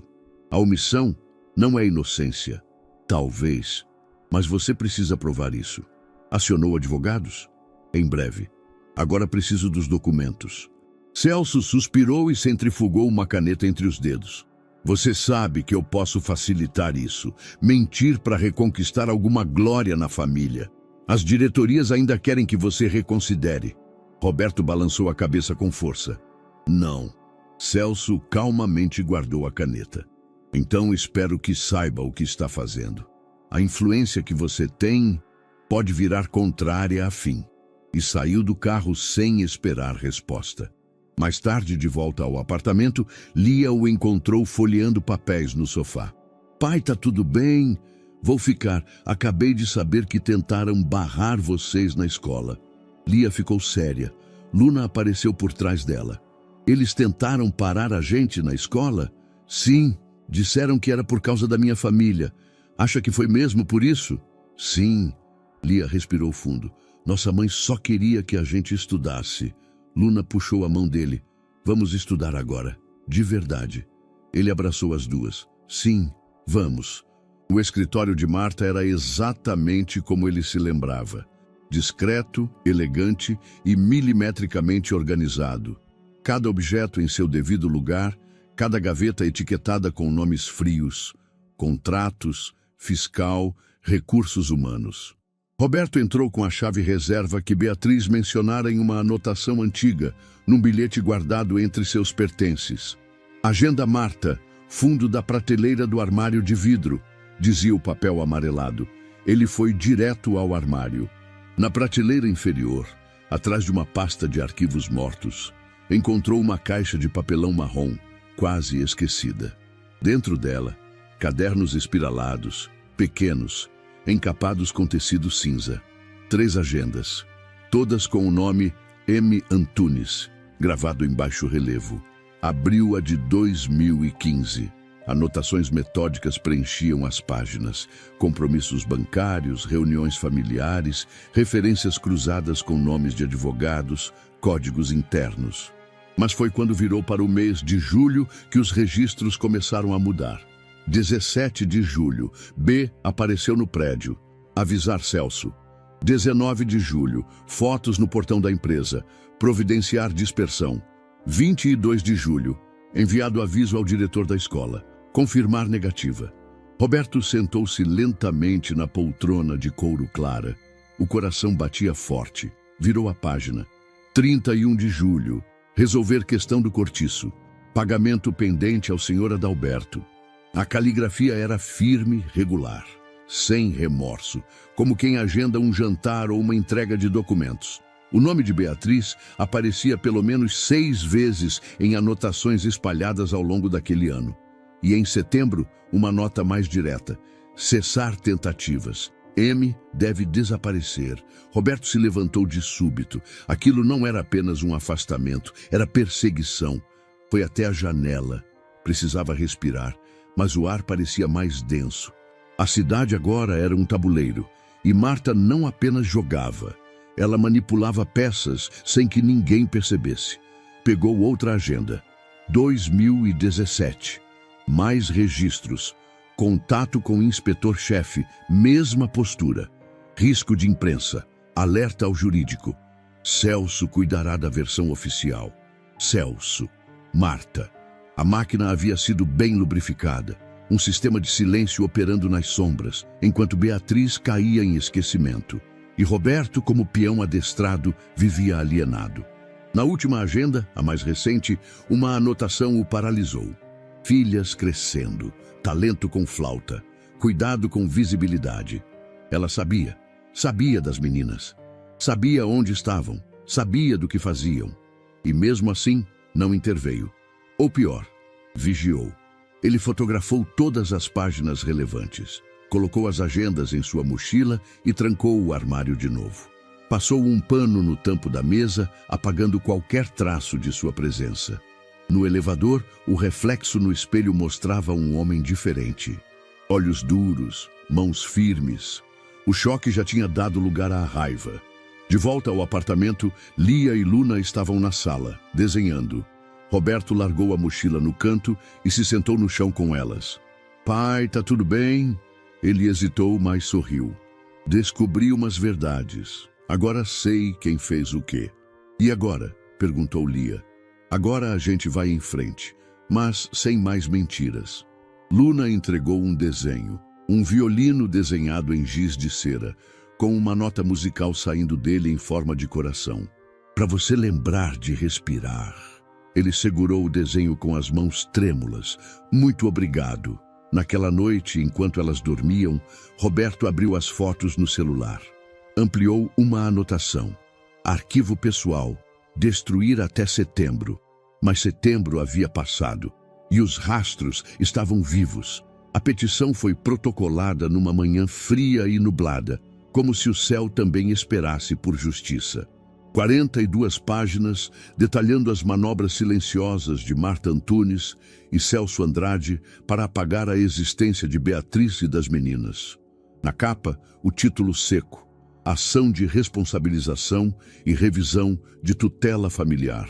Mas entre as linhas jurídicas havia dor, omissão e um grito represado por quase uma década. Roberto não usou advogados da antiga firma. Contratou uma equipe externa, discreta, comprometida com a verdade. Fez questão de incluir cópias das agendas de Marta, os registros da escola, os cheques esquecidos e, principalmente, as cartas não enviadas. O documento foi entregue ao Fórum Familiar e, em paralelo, à Vara Cível.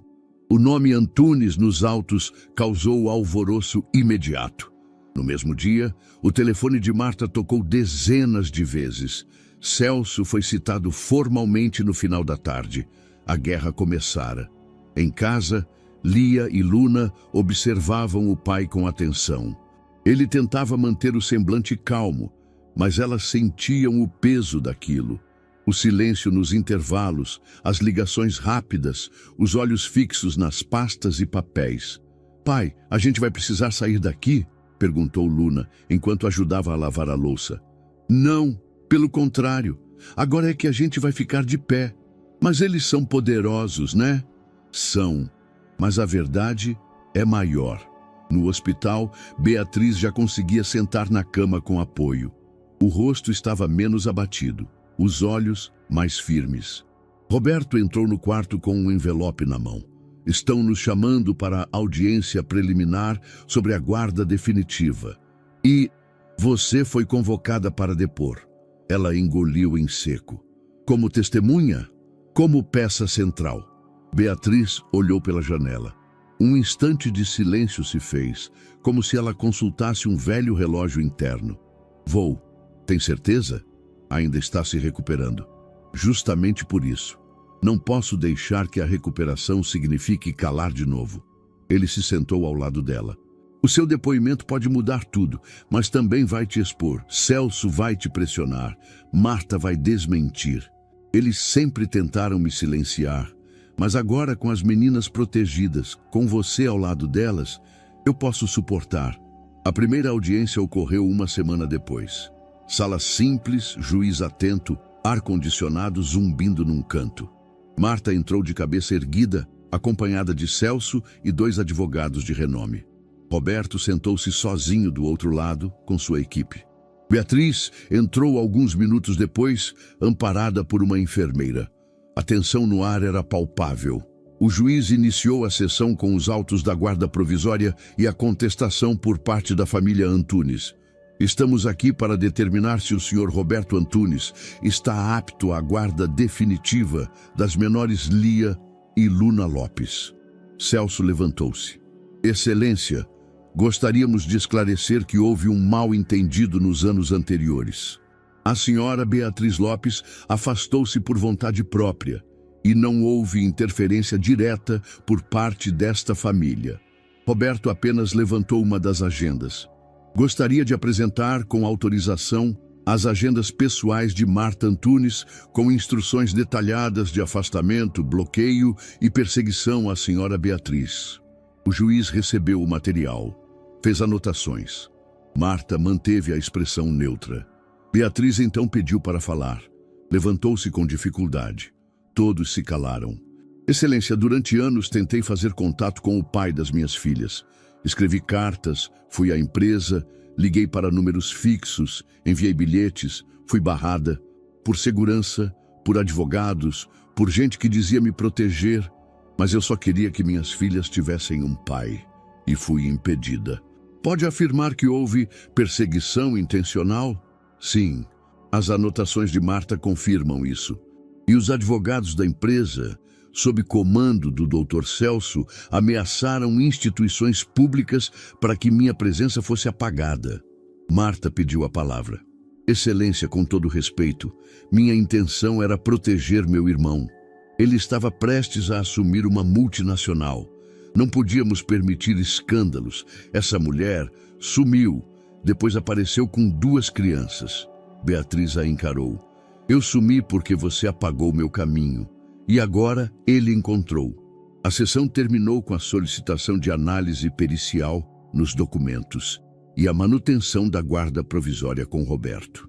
Na saída, Beatriz e Roberto se entreolharam. Nenhum dos 2 sorriu. Mas ali, no corredor frio do tribunal, uma pequena guerra havia sido vencida. Ela se chamava Júlia Vasconcelos. Tinha 27 anos, era recém-formada em jornalismo investigativo e dirigia um pequeno canal independente e um blog pessoal que atraíam 10.000 seguidores. Nada chamava a atenção até então. Mas ela tinha 2 traços raros: insistência e intuição. A esta altura do campeonato, ela saboreava um café forte na padaria perto do fórum, quando ouviu 2 trabalhadores da limpeza comentando sobre o caso do ex-executivo que surgiram com 2 meninas e uma mãe gravemente doente. As vozes entre-sussurradas atravessavam o som das vassouras e o aroma dos pães quentes, mas Júlia peguei cada sílaba. É aquele cara dos prédios que largou tudo por 2 meninas de rua, dizia um. Ele apareceu com a mãe delas, dizem que quase morreu, completava o outro. As palavras ecoaram como sirene em sua mente. Ela sabia que encontrava ali algo maior do que mais um escândalo de tabloide. Eram vidas, apagamentos, desigualdade. Sentiu o estômago embrulhar de propósito. Era o tipo de história que fazia jornalismo valer a pena. Voltou para casa e passou a madrugada cruzando nomes nos jornais, escaneando redes sociais, comparando datas. Encontrou os primeiros registros. Um vídeo curto de celular viralizando na praça, manchetes digitando multimilionário com filhas de rua, comentários indignados e emocionados. No dia seguinte, ela estava estacionada sorrateiramente à frente do hospital onde Beatriz se recuperava. Câmera presa ao peitoral, caderno aberto. Não queria virar o rosto para a câmera. Falava ao microfone leve, discreto.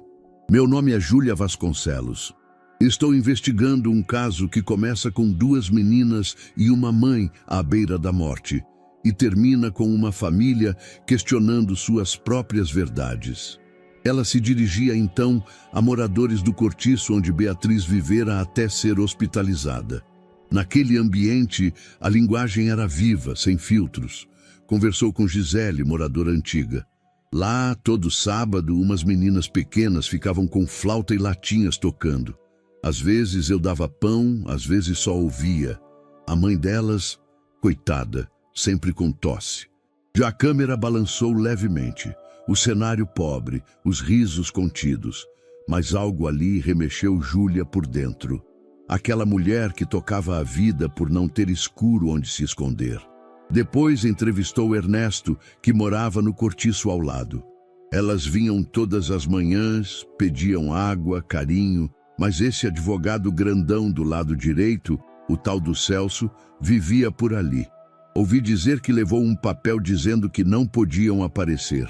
Você viu isso? Não vi, mas ouvi. Por aqui todo mundo fala. Júlia gravava, anotava, guardava cada fala como um livramento. Percebia que existia ali uma história muito maior do que qualquer rendição midiática. No dia seguinte, entrou na empresa antiga de Roberto, discretamente como freelancer, e conversou com Fernanda, ex-secretária da diretoria jurídica.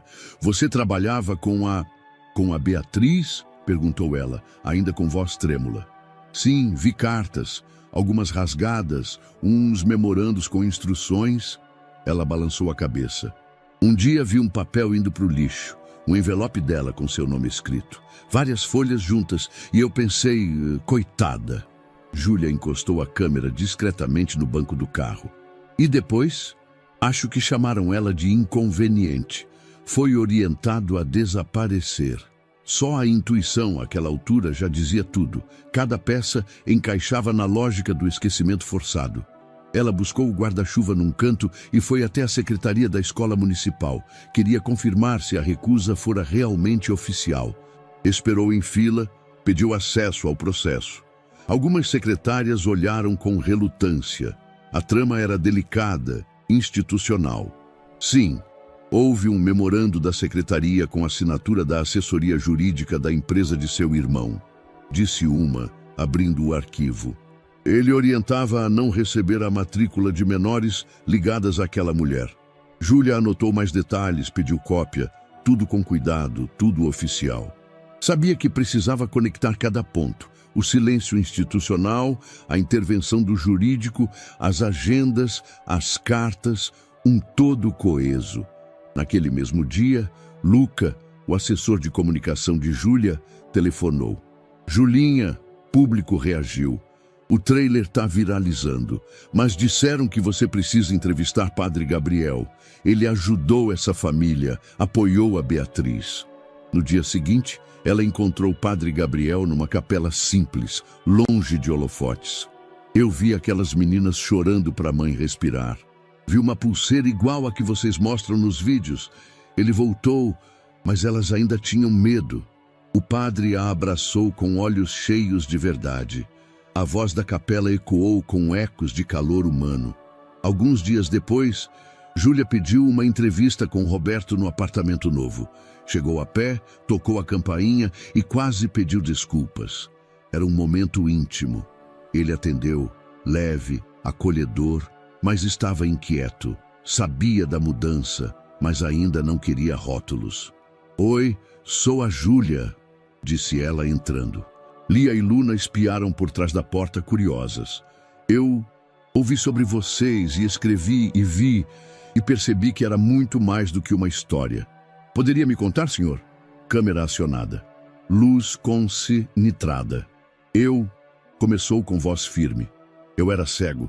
Fiquei preso num mundo confortável, acreditando que privilégios substituíam presença. Mas quando aquelas meninas agarraram meu paletó e disseram que a mãe estava morrendo, foi como se alguém me desse soco no peito. Lia e Luna ficaram próximas, observando. Eles me chamam de pai, acrescentou. Mas para mim, ser pai nunca é apenas biologia. É aprender, é falhar, é tentar. E eu quero estar aqui para aprender. Estou aqui para tentar. Ela interrompeu, tocando o ombro dele. Isso é raro. Dói admitir que falhamos, mas poucos o fazem. Veio depois a entrevista com Beatriz. No dia anterior, ela se preparou na cama com a enfermeira por perto. Quando me vi quase sem fôlego, pensei que ia desaparecer de vez. Mas sobrevivi, e sobrevivi por elas. Por querer que entendessem que tinham direito a um pai, a estudo, a afeto. Lágrimas vieram, pausadas, seguras. Eu só queria ser mãe e que minhas meninas tivessem pai. O resultado foi um vídeo de 15 minutos gravado em 5 dias. Produção simples, mesa de reunião, ruas, o trio reunido, depoimentos sinceros, feios, brutos, humanos. E as falas, quando as notas não bastam, a história de Beatriz, Lia e Luna. Foi ao ar numa terça-feira à noite. Até a madrugada atingira 50 mil views. No dia seguinte, sites maiores repercutiram, junto de artistas e influenciadores.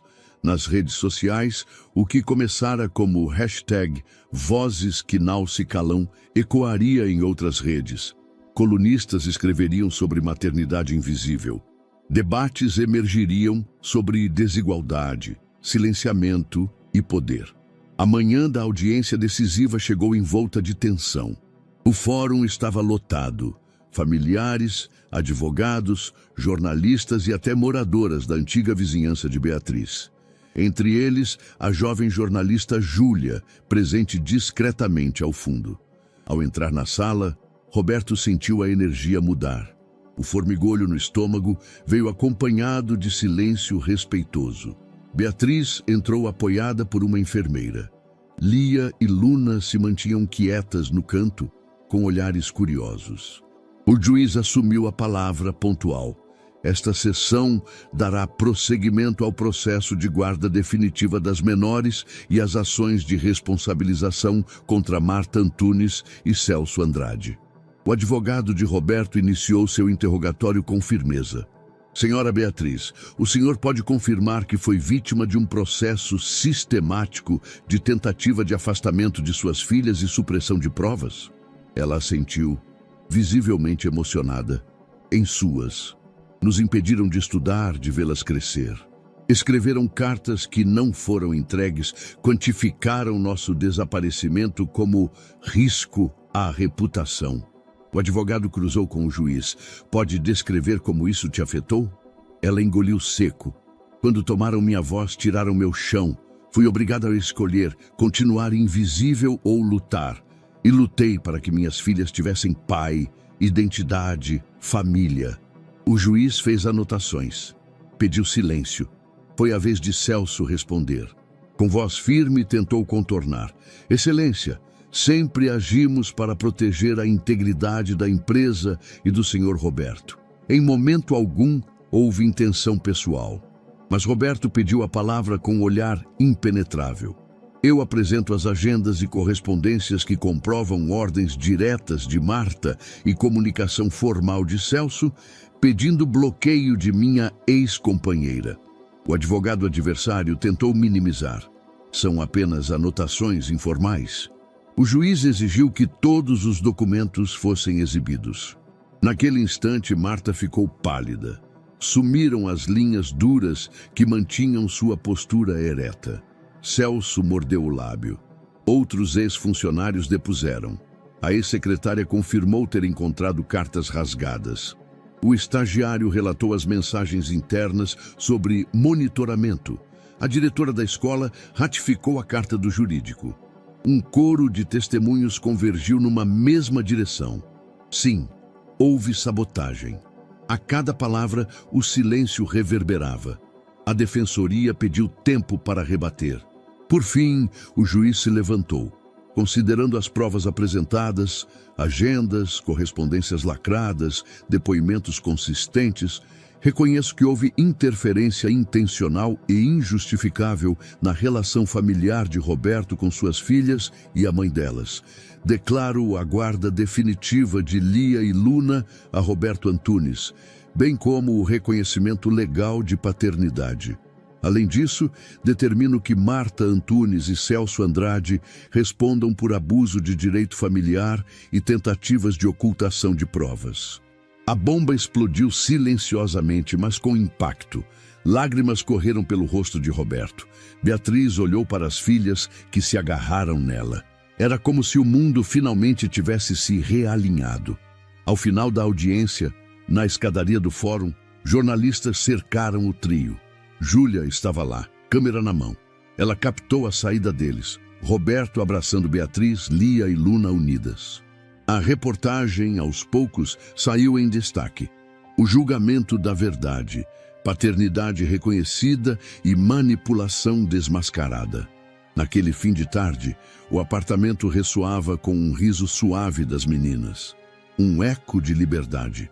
O juiz reconhecera, em palavras firmes, que a verdade não se cala e que as vozes de mãe, filhas e pai mereciam, enfim, ser ouvidas. O casarão estava em ruínas, janelas quebradas, fachada descascada, mato invadindo o quintal. Mas para Roberto era mais que um imóvel abandonado. Era uma promessa. Ele passou os dedos pela pilastra de pedra quando entrou pela primeira vez. Sentiu o silêncio do lugar, um silêncio que gritava vazio. Ainda assim, enxergava potencial e enxergava futuro. Logo começaram os trabalhos. A equipe de restauração chegou com pás, lixas, tinta, andaimes. Roberto acompanhou cada detalhe com atenção, mas foi Beatriz quem mais se envolveu. Entre exames, repousos e sessões de fisioterapia, ela lia plantas, sugeria cores para a fachada, escolhia livros para a mini-livraria.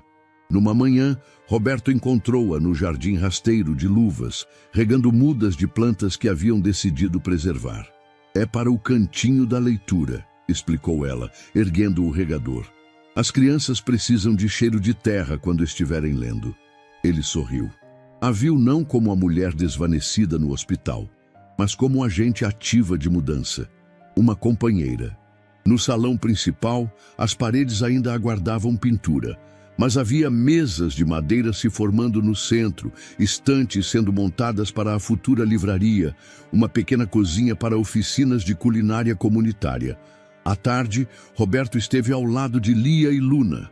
Elas escolheram os livros que gostariam de ver ali, cadernos cheios de poesia, histórias de coragem, biografias de mulheres que superaram o silêncio.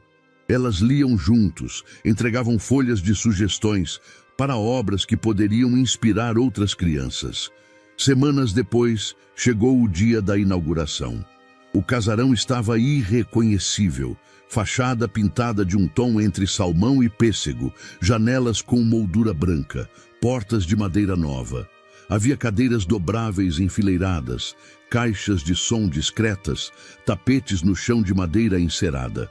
Cerca de 100 pessoas das mais diversas origens estavam sentadas, aguardando.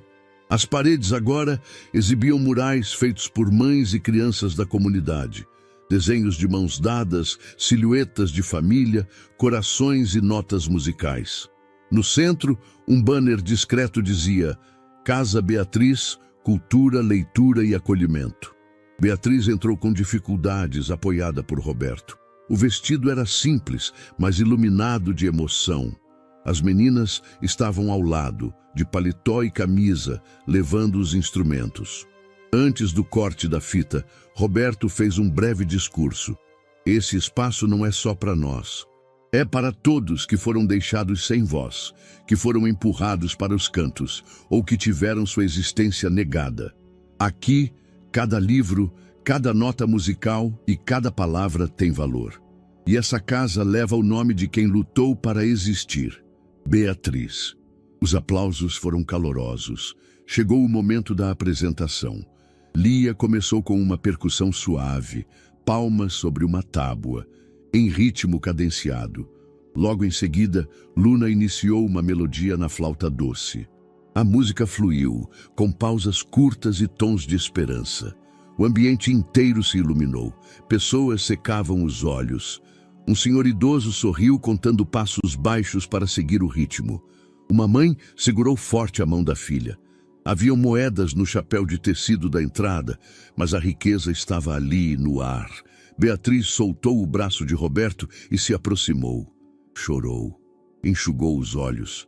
Respirou fundo como quem diz: ainda estou aqui. As meninas tocaram até o último compasso. Quando a música parou, o silêncio foi seguido de aplausos intensos, mas silenciosos. Reverência. Depois, houve visitação livre. Crianças mexiam nos livros. Pais liam páginas. Beatriz circulava meio a meio, orientando crianças. Roberto observava de longe, sentindo um nó de gratidão no peito. Em um canto, Lia ofereceu a um menino um livro infantil. É sobre coragem, disse. Minha mãe me deixou só, mas eu achei meu pai. O menino sorriu. À noite, no casarão quase vazio, as luzes apagadas acendiam apenas a memória do dia. Lia e Luna estavam esgotadas, dormindo nos braços dos pais. Beatriz olhou para o teto alto do salão principal. Obrigada, sussurrou. É só o começo, respondeu Roberto. Daqui a pouco vamos abrir cursos, rodas de leitura, tudo o que sonhamos. Ela fechou os olhos, exausta, contente. O lugar agora tinha vida, e ela também. Ele pegou a mão dela, sorriu. Aquela era a nova casa, o novo lar. A tradução viva de tudo o que reconstruíram juntos. Na manhã seguinte à inauguração da Casa Beatriz, o vídeo publicado por Júlia Vasconcelos alcançou a marca de 1 milhão de visualizações. As redes sociais ferviam. A hashtag Vozes que Não Se Calam estava entre os assuntos mais comentados. No Instagram, trechos emocionantes do documentário eram compartilhados com legendas como "Isso partiu meu coração", "História real e necessária", "Precisamos olhar para essas mães invisíveis". Influenciadores com milhões de seguidores gravaram reações chorando, comentando cada fala de Beatriz, cada gesto de Lia e Luna. Uma cantora pop incluiu um trecho do vídeo em seus stories escrevendo: "A música delas tocou mais que muitos discursos. Que força!" No YouTube, o documentário ocupava o primeiro lugar em alta. Os comentários se multiplicavam em dezenas de idiomas. "Eu sou mãe solteira, e essa história me rasgou por dentro. Meu pai me negou a vida inteira. Obrigado por me lembrar que não é minha culpa." Não é sobre caridade, é sobre reparação. Na Câmara dos Deputados, um pronunciamento foi feito por uma parlamentar da Comissão de Direitos Humanos. O caso de Beatriz Lopes não é um ponto fora da curva. É a prova da curva torta do sistema. Silenciar mulheres e apagar crianças pobres foi prática comum e ainda é. O nome Casa Beatriz passou a ser citado como referência em políticas públicas. Um vereador da cidade sugeriu incluir o projeto no calendário oficial de Cultura e Cidadania. Júlia, a jornalista, mal conseguia lidar com os convites. Canais grandes queriam entrevista. Universidades queriam que ela falasse em congressos. Ela, porém, continuava firme em sua postura. Não sou protagonista, só fui o canal. A voz é delas. Ela publicou um segundo vídeo, mais curto, apenas com depoimentos de mulheres que passaram por algo parecido com Beatriz. Foi outro impacto. Enquanto isso, no apartamento, Roberto, Beatriz, Lia e Luna assistiam a tudo com olhos arregalados. "Pai, a gente está na TV", disse Luna. "Esse moço aí falou meu nome", apontou Lia, surpresa com um comentarista que citava a apresentação musical delas na inauguração. Beatriz olhou para Roberto contida. "Eu ainda não entendi o que está acontecendo. Está acontecendo que as pessoas estão ouvindo finalmente. A verdade deixou de ser só nossa." E na porta da casa Beatriz, flores começaram a ser deixadas com bilhetes anônimos. "Obrigado por dar voz à minha mãe.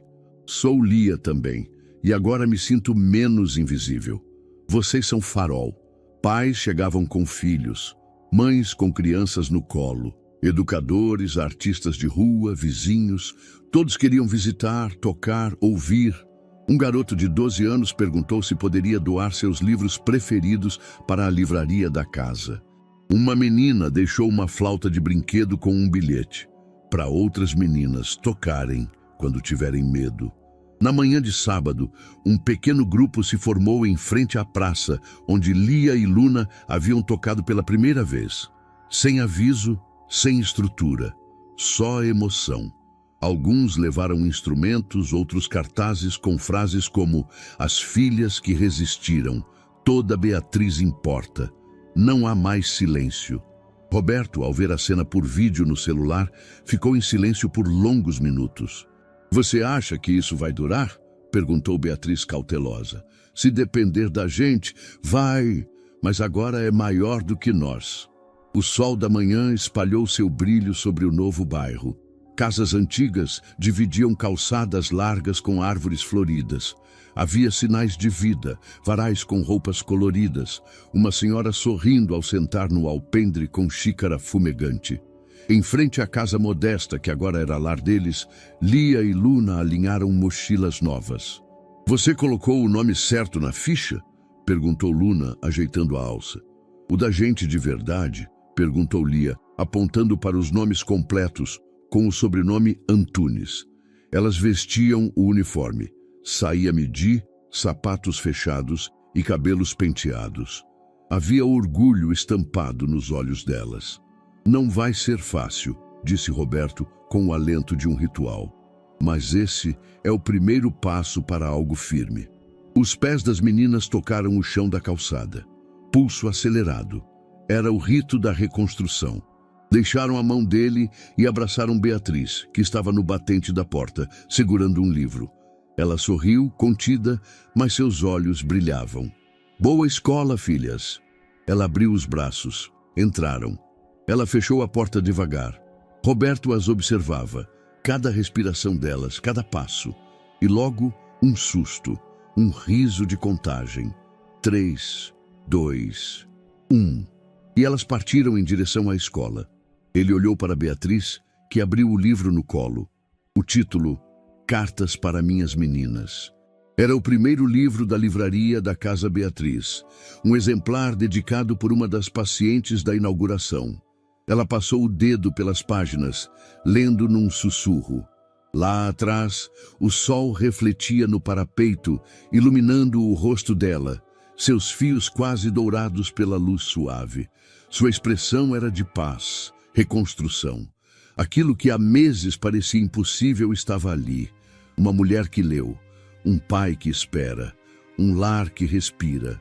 Ele permaneceu em silêncio, os olhos fixos no livro, no rosto dela, no lugar que construíram juntos. De volta à praça, local do primeiro encontro, a música das meninas ecoava. Desta vez, quem tocava era um pequeno grupo da comunidade, uma flauta, um violão, um tambor caseiro. A melodia era sutil, adaptada da música que Lia e Luna costumavam tocar.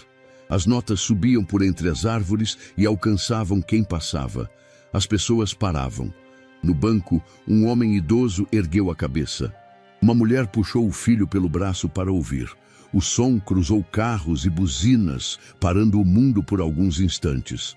As imagens se misturam na mente de Roberto. O café queimado da rotina, as gravuras das meninas, o banco do hospital, o casarão com as paredes coloridas, o tribunal vazio daquele retorno. Tudo convergia para um único instante, o nascimento daquilo que existiu o tempo inteiro. Ele se afastou da varanda, fechou o livro com cuidado. Andou até a grade da praça. A música crescia. Pensou em cada lágrima, cada confronto, cada palavra dita e, principalmente, a que não dissera antes. Obrigado. E enquanto os acordes subiam, sentiu que o ato mais corajoso de todos havia acontecido. Eles continuaram. E desta vez, por verdade. E aí, o que achou dessa história emocionante? Conta pra gente nos comentários. Vamos adorar saber a sua opinião. Não esquece de deixar seu curtir para apoiar o canal e se inscrever para acompanhar as próximas histórias. Até a próxima!